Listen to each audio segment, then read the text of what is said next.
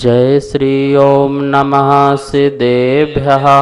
जय श्री महावीराय नमः। जय श्री परम्पराचार्य गुरुवे नमः। जय श्री उमा स्वामी गुरुवे नमः। जय श्री शांति सागर गुरुवे नमः।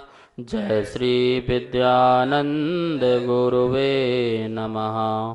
मोक्षमार्गस्य नेतारं भेत्तारं कर्मभूभृतां ज्ञातारं विश्वतत्त्वानां वन्दे तद्गुणलब्धये।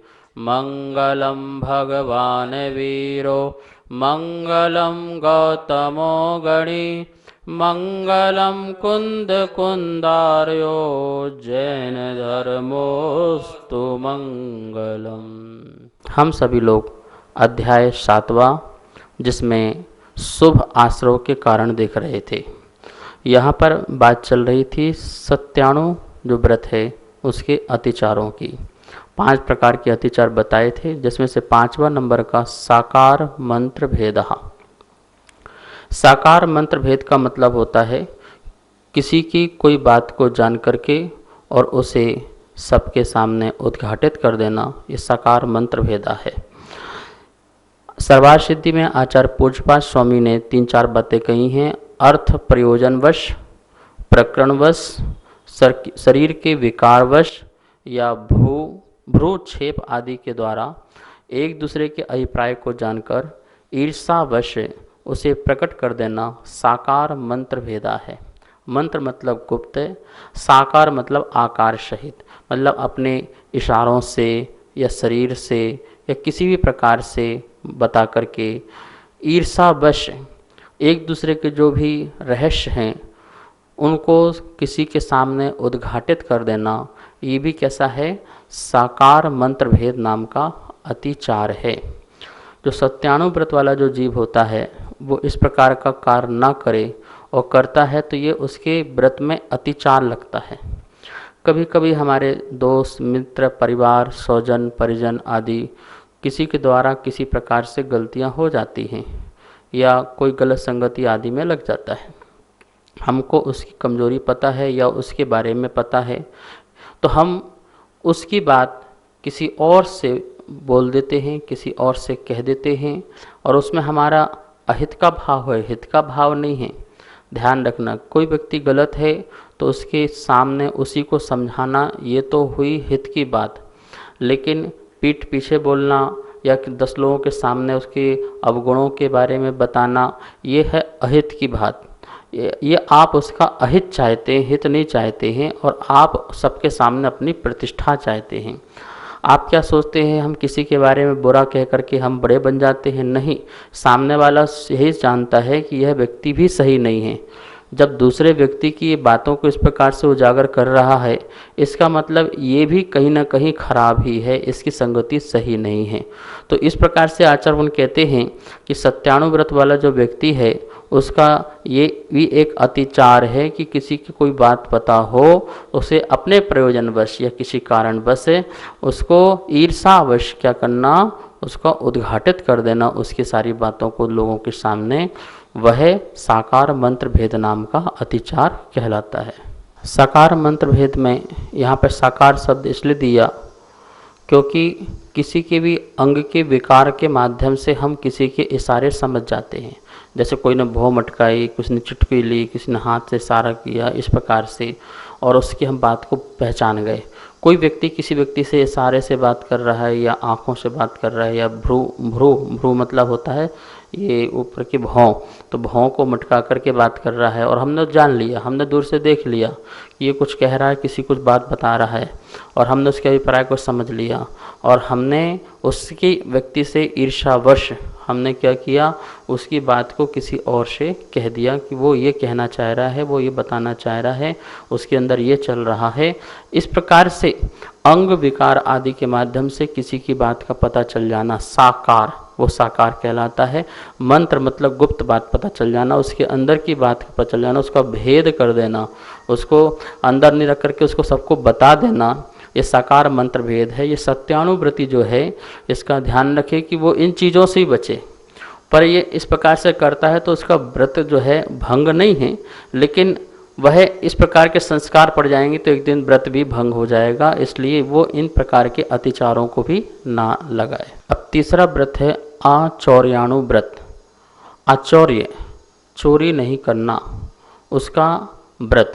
तो इसके भी 5 अतिचार हैं। किसी व्रती ने यह नियम लिया कि मैं चोरी नहीं करूँगा, लेकिन फिर भी उसको चोरी के दोष लगते रहते हैं। अभी अनुव्रत की बात चल रही है, महाव्रतियों की नहीं। महाव्रती जीव तो पूर्ण रूप से चोरी का त्याग करते हैं, लेकिन अनुव्रती जो है वो स्थूल रूप से चोरी का त्याग करता है, इसलिए उसका नाम है आचौर्य अनुव्रत।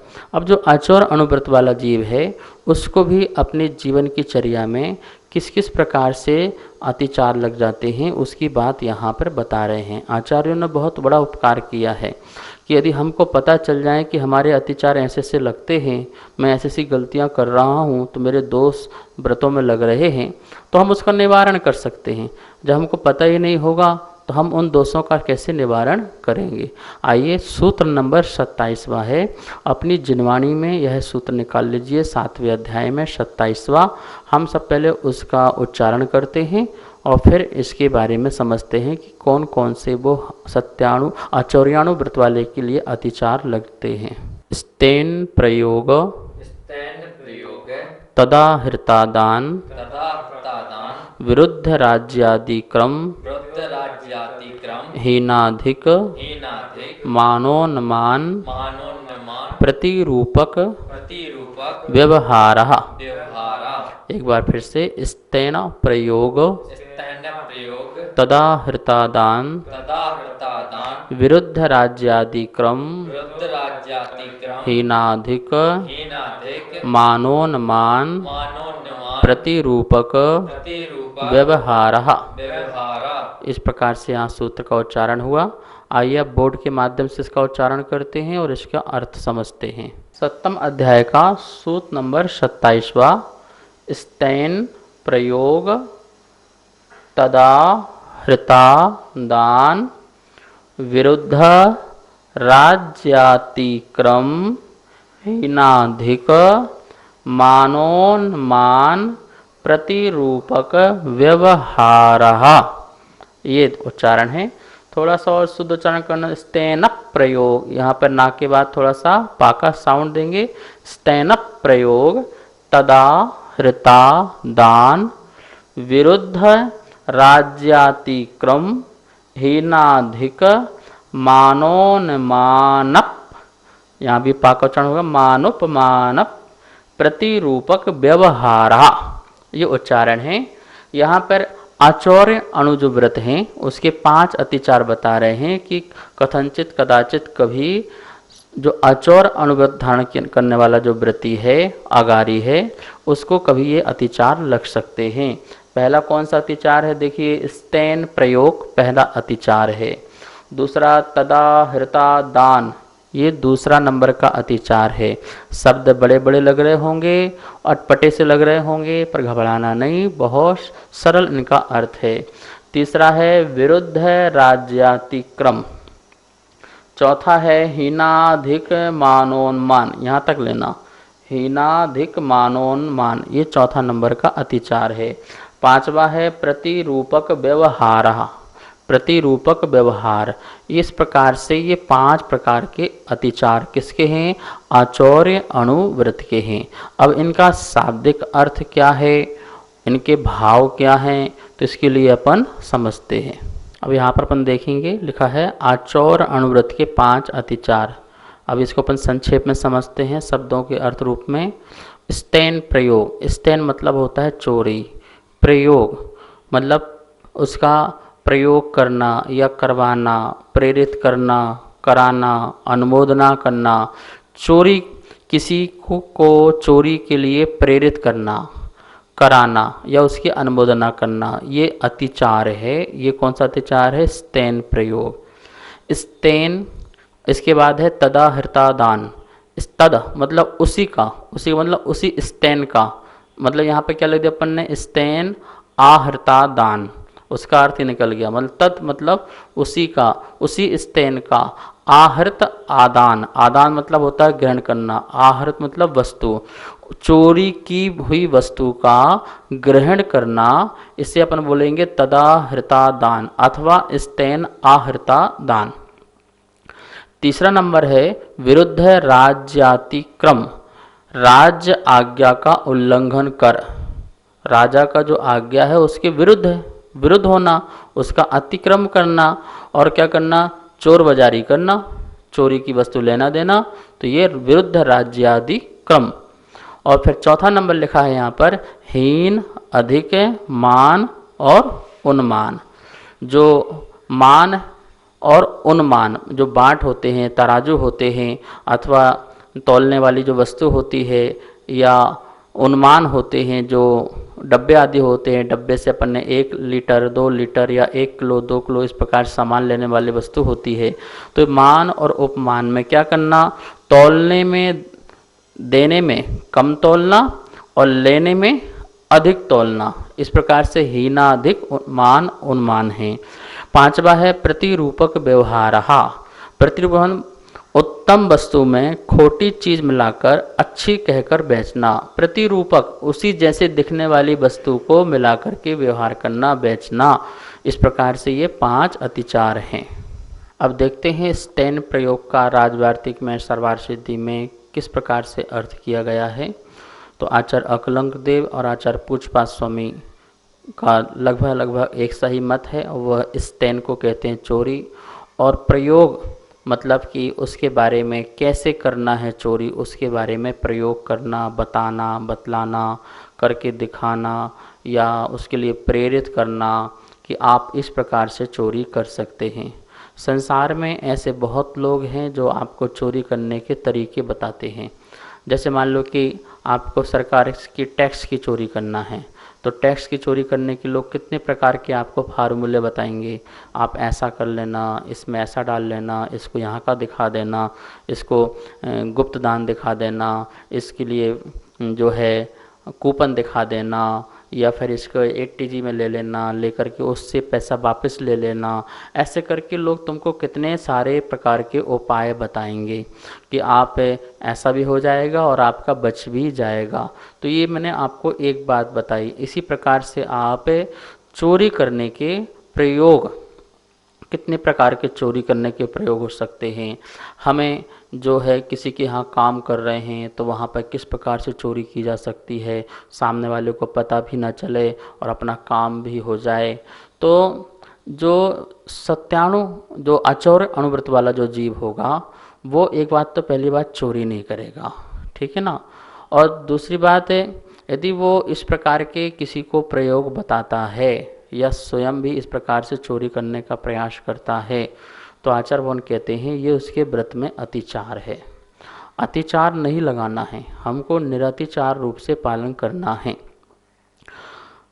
धन के लोभ के कारण जब लोभ की प्रवृत्ति बढ़ती है तो हमारे अंदर ये ऐसे परिणाम आते हैं। नियम से आपकी प्रवृत्ति जब बढ़ेगी धन के प्रति, या पांचों इंद्रियों में किसी भी इंद्रिय की यदि आपकी आसक्ति होगी, तो आपको उसको प्राप्त करने के लिए आप क्या करेंगे, अलग अलग प्रकार से ऐसे आप प्रयोग करेंगे कि जिससे मुझे वो चीज़ प्राप्त हो जाए।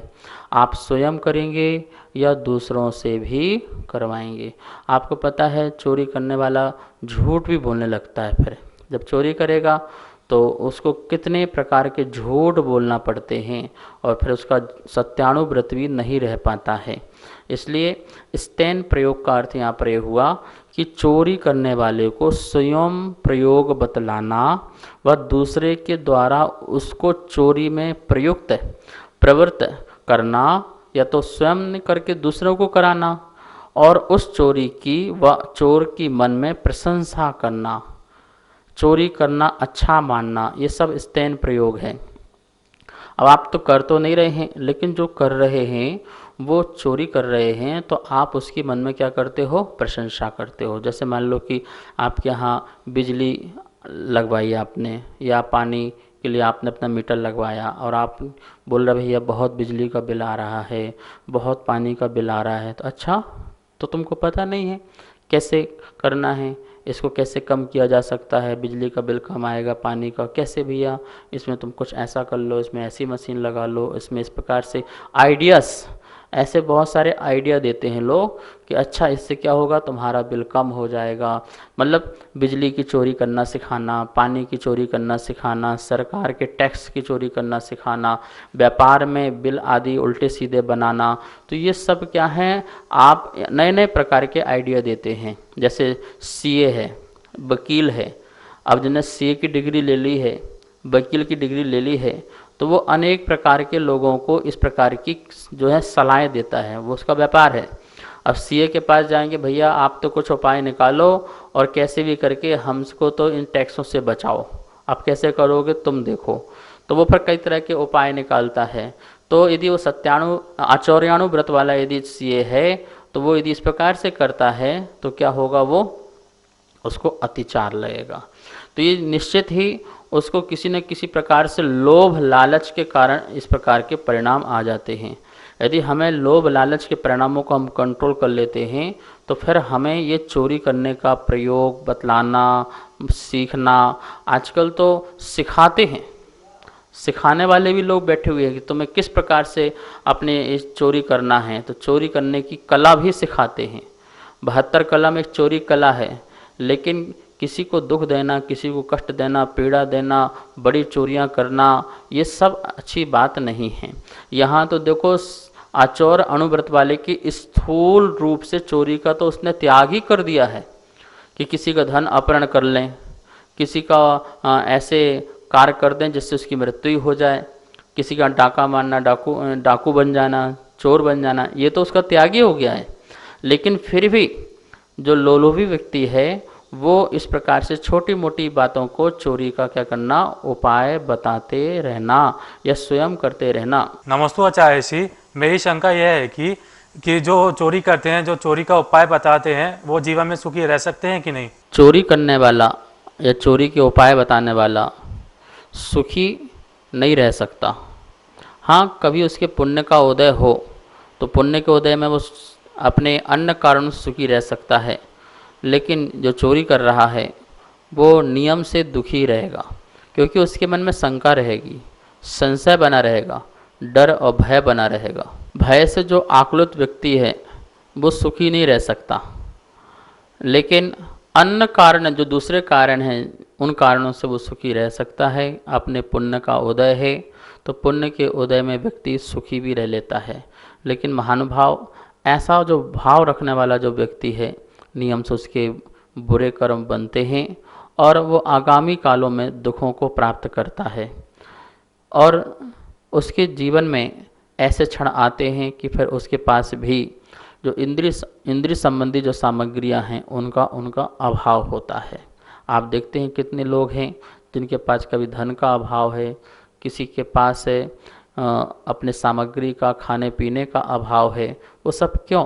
क्योंकि ये सब पाप कर्म का उदय है, जो इस प्रकार से दूसरों के धन आदि का अपहरण करना या गलत कार्य करना, ये सब उसका ये फल प्राप्त होता है। तो इस प्रकार से चोरी करने वाला जो चोर है वो भी दुखी रहता है, और चोरी का उपाय बताने वाला वो भी दुखी ही रहता है, वो सुखी नहीं हो सकता है। इस प्रकार हमें जो आचौर अणुव्रत वाला जो जीव है वो ये कार्य भी ना करे, स्तेन प्रयोग मतलब स्तेन चोरी का उपाय भी ना बताए, क्योंकि बताना उसका एक ये अतिचार है। अब दूसरा अतिचार है जिसका नाम अपन ने पढ़ा तदाहृता दान। अब इसको अपन तीनों शब्दों को तोड़ लें, कॉपी में लिख लें। तद आहृत आदान। दान मतलब देना, आदान मतलब ग्रहण करना। आहृत, आहृत मतलब क्या कह रहे हैं? लाए हुई वस्तु को, लाए हुए द्रव्य को आदान ग्रहण करना। तद मतलब उसके द्वारा, किसके द्वारा? उस चोर के द्वारा। अब ये दूसरा अतिचार बता रहे हैं, वो चोरी तो नहीं कर रहा है और ना ही चोरी का उपाय बता रहा है, लेकिन कोई चोर चोरी करके आ रहा है और हमें ये पता चल गया कि इसका सामान जो है चोरी का है, और उसको तुम खरीद रहे हो, उसको तुम ग्रहण कर रहे हो। तद आहृत आदान नाम का अतिचार है। तद मतलब उस चोर के द्वारा आहृत लाए हुए द्रव्य को आदान ग्रहण करना, उसे कहते हैं तदाहृतादान। क्यों भैया? क्योंकि कहीं ना कहीं आप चोर के द्वारा चोरी की ही अनुमोदना कर रहे हो। चोर आपने नहीं की, बोले हमने तो चोरी की नहीं है। मान लो कोई व्यक्ति किसी का मोबाइल छीन के चला गया और आपके पास मोबाइल लाया और आपको बहुत सस्ते में बेच रहा है, तो अब 50,000 का मोबाइल यदि 5,000 में बेच रहा है, इसका मतलब कि वो चोरी करके ही लाया और आपको पता भी चल गया कि चोरी का ही है।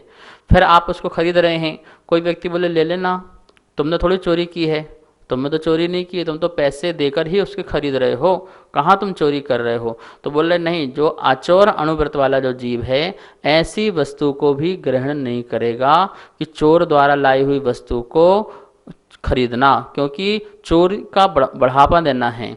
वो चोरी को और उसको आगे बढ़ा रहा है कि हाँ तू और चोरी कर, इस प्रकार का उसको और आगे प्रेरणा देना ही हो गया। इसलिए आचार्य ने कहा कि नहीं, जो आचौर अनुगत वाला जो जीव है ये दूसरे नंबर का अतिचार भी ना लगाए, लेकिन कभी कभी उसको इस प्रकार का अतिचार लग जाता है। अतिचार लग जाता है तो उसके व्रत में दोष लगता है। व्रत नाश नहीं हो गया, क्योंकि व्रत नाश तो तब होगा जो वो बार बार अतिचार के बाद महान अतिचार लगाने, स्वयं चोरी करने लग जाए तो अतिचार होगा। आचार्य वन कह रहे हैं कि नहीं, इस प्रकार का भी तुम्हें कार्य नहीं करना है कि किसी के द्वारा चुराए हुए सामान को भी नहीं खरीदना है। अब इससे बिल्कुल स्पष्ट हो गया है कि जैसे कोई चोर बाज़ार है। अब आपको पता ही है कि चोर बाज़ार दिल्ली में तो है, एक चोर बाज़ार नाम से एक स्थान है चोर बाज़ार। इसका मतलब वहाँ पे जितना सामान आता है वो कौन सा है, चोरी से ही लाया गया सामान होता है। और वहाँ पर यदि आप खरीदने जाते हैं तो बोले, आप कहें कि हम तो पैसे दे कर के खरीद रहे हैं, हमने तो अपना धन व्यय किया है, हमने तो किसी का माल अपहरण नहीं किया है। लेकिन आचार्य कहते नहीं, वहाँ से माल आपको नहीं लेना है। यदि लेते हो, लोभ लालच बस यदि आप लेते हो तो वह आपका आचौर या अनुव्रत में एक अतिचार लगेगा, जिसका नाम है तदाहृता दान। नमोस्तु आचार्य श्री, आपने जो दूसरा अतिचार बताया है उसमें क्या दोष है? इसमें यहाँ पर यह दोष है कि चोरी का माल खरीदने से चोर को चोरी करने की प्रेरणा मिलती है। वो पुनः बार बार चोरी करता है। क्यों? उसे प्रेरणा मिलती है कि मैं चोरी करके लाऊंगा माल, और ख़रीदने वाले लोग यहाँ पर बैठे हुए हैं तो वो उस माल को खरीदेंगे। तो इस प्रकार से हमें क्या मिलेगी, उसको चोरी करने की प्रेरणा मिल सकती है हमारे द्वारा। इसलिए चोरी का माल नहीं खरीदना। और भी देखिए, चोरी का माल खरीदने वाले को पर की पीड़ा और राज्य आदि का भी भय होता है। क्यों होता है? क्योंकि वो न्याय मार्ग से तो सामान नहीं लाया गया। जो आप सामान लेके आए हैं, वो आप जो खरीद रहे हैं वो न्याय मार्ग का नहीं है, वो अन्याय मार्ग का है। और जब वह वस्तु पकड़ी जाएगी तो आपको कानूनन अपराध की सज़ा मिलेगी, जिससे आपको दुख भोगना पड़ेगा, जेल आदि भी जा सकते हैं, आपको उसमें किसी प्रकार का दुख पैदा हो सकता है। इसलिए राज्य का भय बना रहेगा कि मैं माल तो ले आया, खरीद तो ले आया, लेकिन कहीं इस प्रकार से पकड़ा ना जाऊं। जैसे डिजिटल मार्केट में देखिए, कितनी सारी चीज़ चोरी करके आई जाती हैं और आप उसका उपयोग करते रहते हैं। जैसे सॉफ्टवेयर है, आपने क्रैक करके सॉफ्टवेयर डाल लिया, अब आपको चिंता रहेगी कोई टीम ना आ जाए, कोई पकड़ ना ले, थोड़ी सी मुझे दिक्कत ना हो जाए, तो आपको भय बना रहेगा। तो दोष क्या है, आपकी जो विशुद्धि है वो पूरी नहीं हो पा रही है और आपके अंदर वो संक्लेश परिणाम या आकुलता बनी हुई है, यही दोष है। देखो, सामने वाला जो चोरी जिसकी हुई है वो तो दुखी है ही है, वो तो परेशान हो ही रहा है कि देखो मेरा सामान चोरी हो गया, ये हो गया, वो हो गया, तो वो दुखी तो है ही है, वो अपने परिणामों का फल तो भोग ही रहा है। लेकिन तुम तो स्वयं भी किसी की चोरी का माल खरीदने से भयभीत हो, कहीं किसी को पता चल गया, कुछ हो गया तो मेरे को क्या दंड मिलेगा, क्या प्रायश्चित मिलेगा, और मैं दूसरों की नज़रों में गिर जाऊंगा, इस प्रकार का भी भय तो अपने अंदर बैठा हुआ है ना। तो बस इसी का नाम दोष है। तो इस दोष के निवारण के लिए आचरण कह रहे हैं कि ये तदाहृता दान नाम का जो अतिचार है ये भी नहीं करना है। खुश नहीं होना है तुम्हें कि हम तो चोरी नहीं करते हैं भैया, हम ना चोरी की प्रेरणा देते हैं, हम तो जो सामान आया उसे खरीद लेते हैं, इसको सुन करके तुम खुश हो जाओ। तो बोले नहीं, ऐसे खुश होने की ज़रूरत नहीं है, तुम दुखी रहोगे, तुम सुखी नहीं हो सकते हो। तो इस प्रकार यह जो अतिचार है इसे आप ना करें, जो अचोर अनुव्रत वाला है, और करते हैं कदाचित कभी तो वो उसका अतिचार कहलाएगा। इस प्रकार से आज अपन ने 2 अतिचारों की बात की, शेष अतिचारों की बात कल करेंगे। आइए अब जनवाणी स्तुति करते हैं। जावाणी के ज्ञान से सूझे लोकालो, सोवाणी मस्तक धरो सदा देत हो दो। हे जनवाणी भारती तो हे जपो दिन रेन, जो तेरी सरना धरे सो पावे सुख चैन। सबको बहुत मंगल आशीर्वाद। सभी को सादर जय जिनेन। चौथे अध्याय की पुस्तकें छप के आ चुकी है। जो भी स्वाध्याय प्रेमी चौथे अध्याय की पुस्तकें मंगवाना चाहते हैं वो नीचे दिए गए मेरे नंबर पर संपर्क कर सकते हैं। 5वें अध्याय की पुस्तकें छपवाने हेतु जो भी पुण्यार्जक बनना चाहते हैं, वह सहयोग राशि देना चाहते हैं, वो नीचे दिए गए नंबर पर संपर्क करें। जय जिनेन।